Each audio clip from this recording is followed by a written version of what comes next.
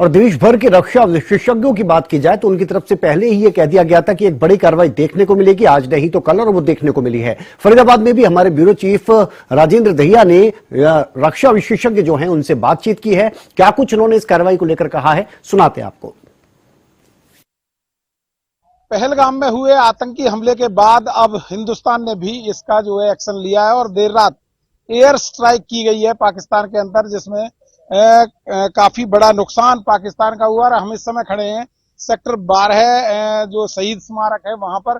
आप देख सकते हैं कि जो एयर स्ट्राइक हुई है यहाँ पर वो प्लेन भी लगाया गया है और साथ ही यहाँ एक तोप भी आपको दिखाई देगी, ये रही यहाँ पर। तो लगातार तमाम जो फौजी हैं उनसे भी हम बात करेंगे, तमाम लोग हैं जो पहुंचे हैं यहाँ पर। सर, किस तरीके से देखते हैं देर रात एयर स्ट्राइक की गई?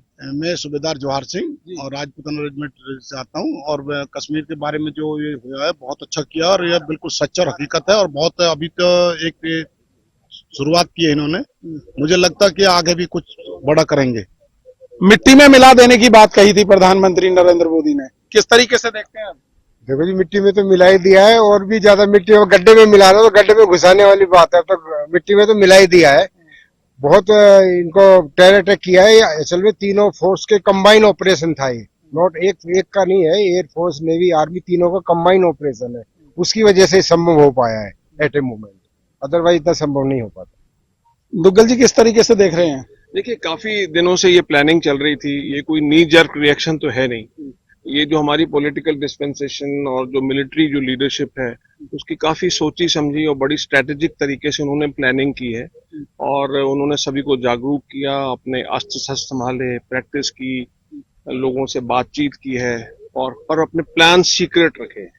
पाकिस्तान को अंदेशा नहीं था कि भावलपुर तक, जो कि सदर्न कॉर्नर में है पाकिस्तान के, वहां के भी टेररिस्ट कैंप में अटैक किया जाएगा। तो ये बहुत बड़ी शुरुआत है।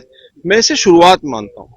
चैलेंजेस तो इसके बाद शुरू होंगे अब, क्योंकि वहां से भी काउंटर अटैक होगा, काउंटर स्ट्राइक होगा, वहां से होगा ही, क्योंकि वो भी एक अलग देश है, उनकी अलग सोच है और उनकी जिहादी सोच है। हमने तो सिर्फ अटैक किया है टेररिस्ट कैंप्स पर, टेररिस्ट को किया है, वो तो कहीं पे भी अटैक करने में गुरेज नहीं करते। इसलिए हम सब नागरिकों को हमेशा तत्पर रहना पड़ेगा। अपने जितने भी हमारे जो एसेट्स हैं, जो कीमती जो चीजें हैं, उनको बचा के रखना पड़ेगा, क्योंकि वो उनकी मेंटालिटी जिहादी मेंटालिटी। पाकिस्तान ने लगातार कई आतंकी हमले भारत पर कराए, अब उसका जवाब दिया जा रहा है और देर रात जिस तरीके से एयर स्ट्राइक की, अब किस तरीके से देखते हैं आगे क्या कुछ रहेगा? हमारी सेनाएं अपने मोर्चे पे बिल्कुल सफल हैं और जो हमारी जो स्ट्रेटेजी चल रही है बहुत मजबूती से चल रही है। सीडीएस जनरल चौहान के नेतृत्व में चल रही है। तीनों सेनाओं को बिल्कुल एकदम जो कोऑर्डिनेशन से काम हो रहा है। लगातार आतंकी हमले जो किए जाते हैं उन पर कितना लगाम लगेगी? लगाम पूरी लगेगी। जो लॉन्च पैड है सबको टारगेट किया जा रहा है।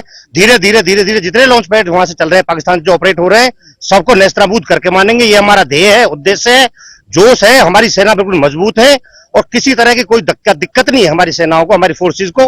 हमारी तीनों सेना मिलकर काम कर रही है और अपने इरादे में बिल्कुल 100% हम मजबूत रहेंगे और उनको खत्म करके ही मानेंगे। हम खत्म करके ही मानेंगे। सर, लगातार निर्दोष लोगों को मारा जा रहा था आतंकियों द्वारा और अब बदला लेने की बारी आई है। बदला लेने की उन्होंने खुद ये कहा ना कि अपने मोदी साहब को बोल देना, तो वो चैलेंज है कि चैलेंज को स्वीकार किया हमने और स्वीकार का हम जवाब दे रहे हैं। बहुत बढ़िया। और अभी तो शुरुआत है, जिस जैसे वो जवाब चाहिए उन्हें जवाब देंगे हम। ये तो अगर एक करेंगे तो हमारे कहते हैं ना कि हम 12,000 कोई मतलब अनगिनत सौदा हो सकता है। ये उन्होंने हमारे जितने मारे हैं उस कई गुना उसको सफाया कर देंगे। वो आतंकवाद को छोड़ेंगे नहीं है, चुन चुन कर मारेंगे, ऐसा भी दावा किया गया था। चुन चुन के तो मार ही रहे सर, चुन चुन के तो मार ही रहे। अब देखो कहाँ ऐसा पहले कभी नहीं हुआ कि मतलब एलओसी पे ही हुआ। अब एलओसी से 100 किलोमीटर तक घुस के मारा है, अब की बार 200 घुसेंगे, फिर 500 घुसेंगे, ऐसे ही तो चुन चुन के मारा जाएगा। छोड़ा नहीं जाएगा, बिल्कुल नहीं छोड़ा जाएगा, बिल्कुल नहीं छोड़ा जाएगा। आतंकी जो ठिकाने हैं सर, उनको खासतौर से निशाना। ये तो शुरुआत है जी, ये तो बिल्कुल शुरुआत है। और हमारे जो पॉलिटिकल लीडरशिप उसने बड़ा साफ कर दिया है कि शायद अब की बार में ऐसा मतलब प्रोग्राम किया जाएगा, ऐसा प्रक्रिया चलाई जाएगी कि ये जो आतंकवादी हैं ये नेस्तनाबूद हो जाएं, समाप्त हो जाएं।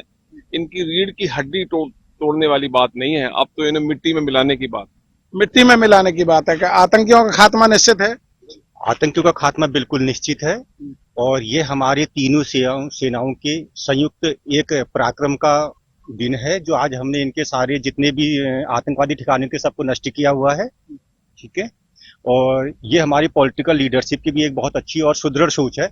आप किस तरीके से देखते हैं? ये जो आतंकवाद है ये कंप्लीट मानवता के अगेंस्ट में एक बहुत ही हीनियस क्राइम है और घिनौना क्राइम है। और ये जो है जॉर्ज डब्ल्यू बुश ने जो 2 थे उन्होंने बोला था कि all terrorists are Muslims but और Muslims are not terrorist. So ये जो टेररिज्म है ये पाकिस्तान स्पॉन्सर टेररिज्म है और कंप्लीट वर्ल्ड इस बात को जानता है और कंप्लीट वर्ल्ड अभी भारत के साथ में खड़ा हुआ है और भारत को सराहनीय बोला गया है कि yes you have done the wonderful job, क्योंकि टिट फॉर टैट करना पड़ेगा। अगर टिट फॉर टैट नहीं करेंगे तो हमारा देश को ये कहीं ना कहीं उस साइड में लेके जा रहे हैं कि जहां पर ये गजवाए हिंद की कहानी रचना चाहते हैं। तो उसके लिए हम सब एक मजबूत सेना है और एक मजबूत हमारे माननीय प्रधानमंत्री जी हैं। जरूरत पड़ने पर क्या आप लोग भी पहुंचेंगे? बिल्कुल, जरूरत पड़ने पर नहीं, हम 24/7 तैयार हैं और कहीं पर भी जहां जरूरत है हम वहां जाने के लिए तैयार हैं और युद्ध करने के लिए तैयार हैं। तो आप देख सकते हैं कि जज्बा है जो लगातार लोगों में बढ़ रहा है और साफ तौर पर कहा जा रहा है कि जो मिट्टी में मिलाने का समय था वो आ गया है और इसकी शुरुआत भी हो चुकी है। फरीदाबाद से हरियाणा न्यूज के लिए राजेंद्र दहिया।